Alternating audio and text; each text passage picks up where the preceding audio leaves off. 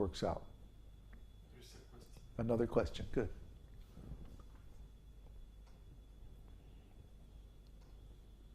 It's a question from Mother Swati. Okay. Are dreams in material consciousness because we still have our identity, false ego, intact? How do we get spiritual messages then? Well, if you read in Vedānta-sūtra that dreams are experiences, they're like synthetic experiences that come from Supersoul.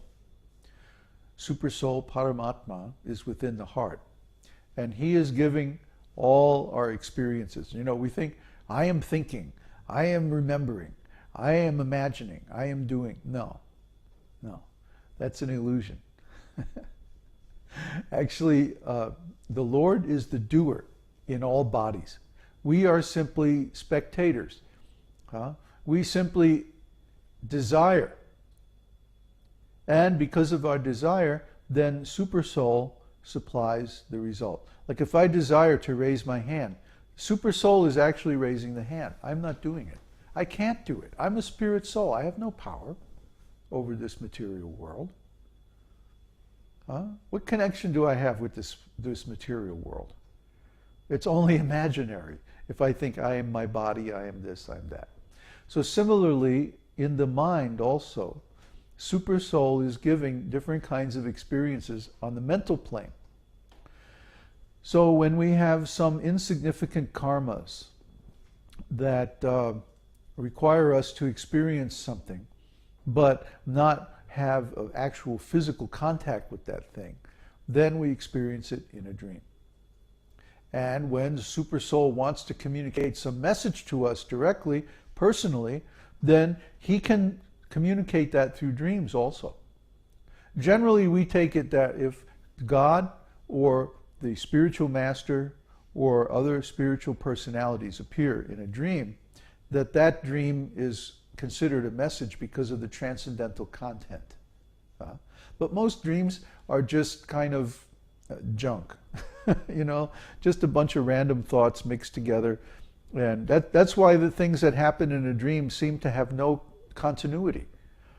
One thing can happen and then a completely different thing that has no connection, you know, or we can change. What body are we in when we're in a dream?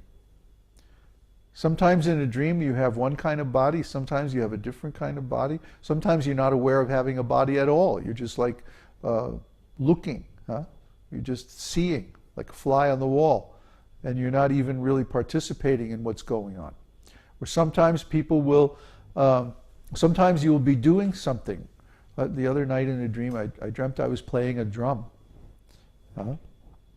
So I was there and I had some kind of body and I was playing on the drum. And then other people were responding to that and so on. But not necessarily. Sometimes in a dream, I remember having a dream where I was driving a truck, a van, around this little town. But, you know, nobody that I knew was there. There was nothing remarkable about the town. It was just an ordinary town. Nothing special going on. It was just an ordinary dream. That's material.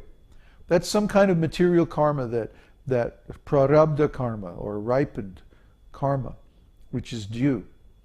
But it wasn't significant enough of a karma that I had to experience it with my body. So I experienced it in the dream at night just for a few minutes. That's it.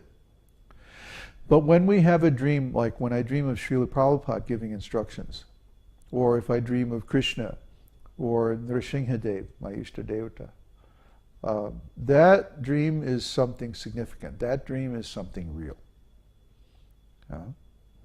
So there are different kinds of dreams. Otto said, how about...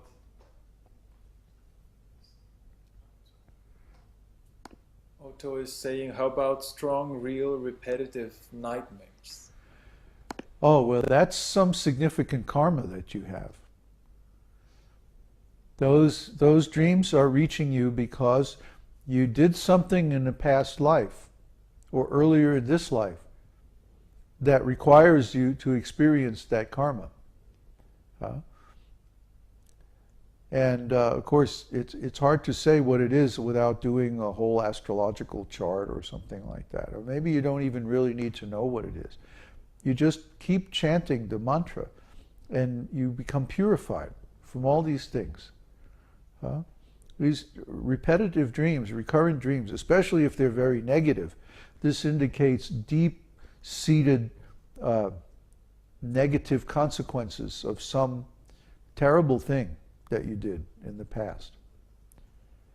I've been very fortunate. I never suffered from these things, but I know I've heard of other people who have the same dream over and over again, and especially if it's unpleasant, it can be very distressing. So what can I say? You have to increase your performance of purifying activities like chanting, especially chanting. I mean, chanting is the best. And if you're not following our 4 regulative principles, you better get yourself in shape and, quit meat eating and illicit sex and intoxication and gambling, including speculation, because these can also cause these kind of reactions. I know one of my godbrothers, for example, he made some very serious offenses against our spiritual master, Srila Prabhupada. And for decades afterwards, he had these recurring headaches. I don't know about bad dreams, but every day almost, he would have these terrible migraine headaches. Why? Because he had misused his intelligence to insult a great soul. You see? So he got that karma in the form of headaches because he had misused his head. So it's like that. Whatever we do, we get some appropriate reaction. When we do good, then we get very pleasant dreams and very nice experiences, and we find doors opening for us and things happening for us just out of the blue. And this is Krishna. This is Krishna acting. He's reciprocating with us.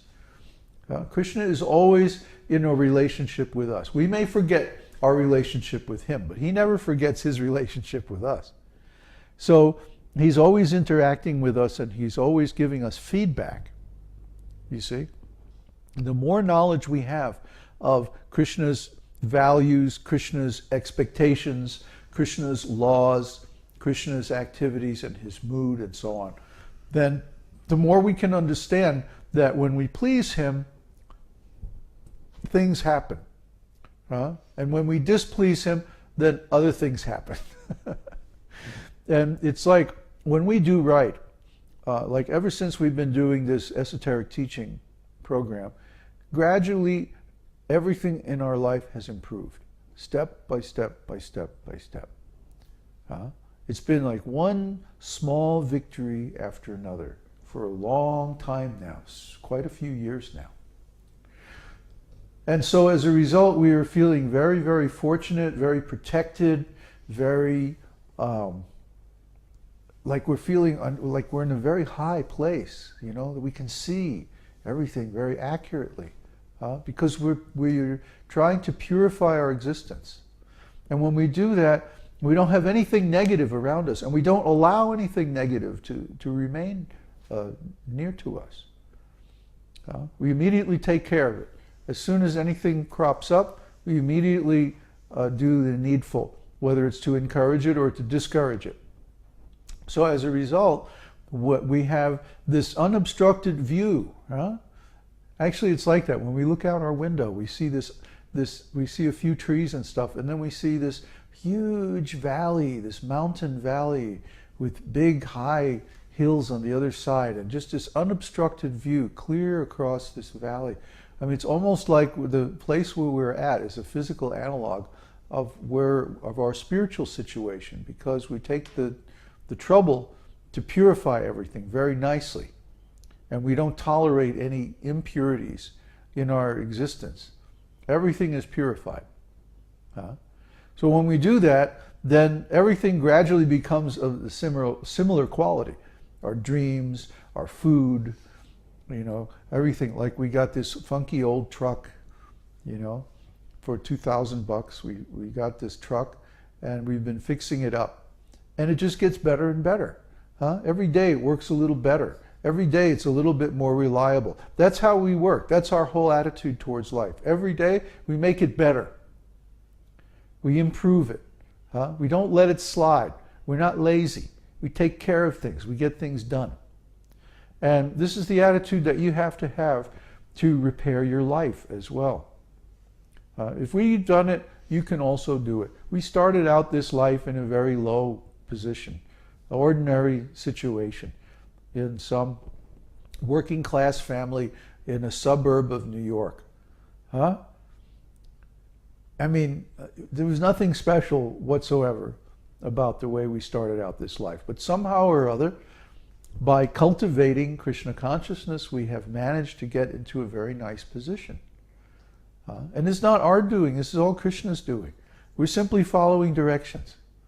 We have no credit whatsoever. Just that we accepted Krishna's